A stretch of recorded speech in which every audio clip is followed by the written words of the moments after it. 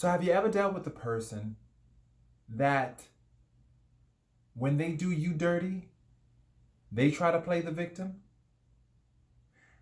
They try to flip the script and turn the tables on you? Ever dealt with the person that when you call them out on their behavior, they either blocked you or deleted you from social media? They no longer wanted to have anything to do with you when you call them out? I have so many times.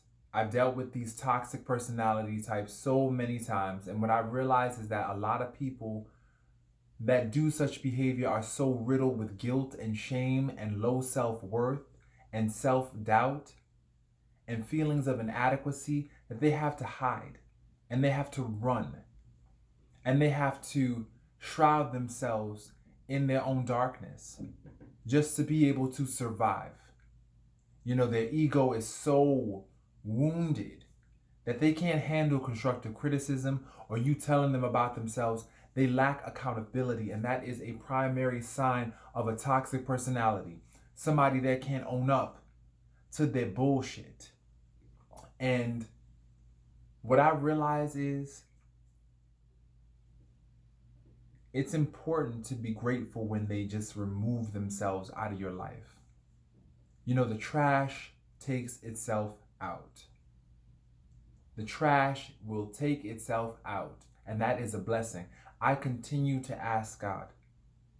I continue to ask Him to continue to reveal and remove all the people in my life who are not good for me, who are just here to use me and take advantage of me and try to divest me of my generosity and my good feelings. Just remove them.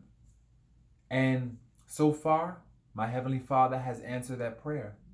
There's been so many people that I wanted to get to know better, that I wanted to form a relationship with, that my Heavenly Father protected me from.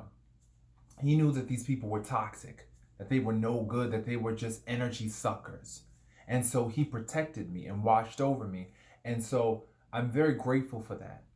Because in hindsight, looking back and seeing these people from a distance, you start to realize that you dodged a bullet. It really was a blessing in disguise that these people did not work out.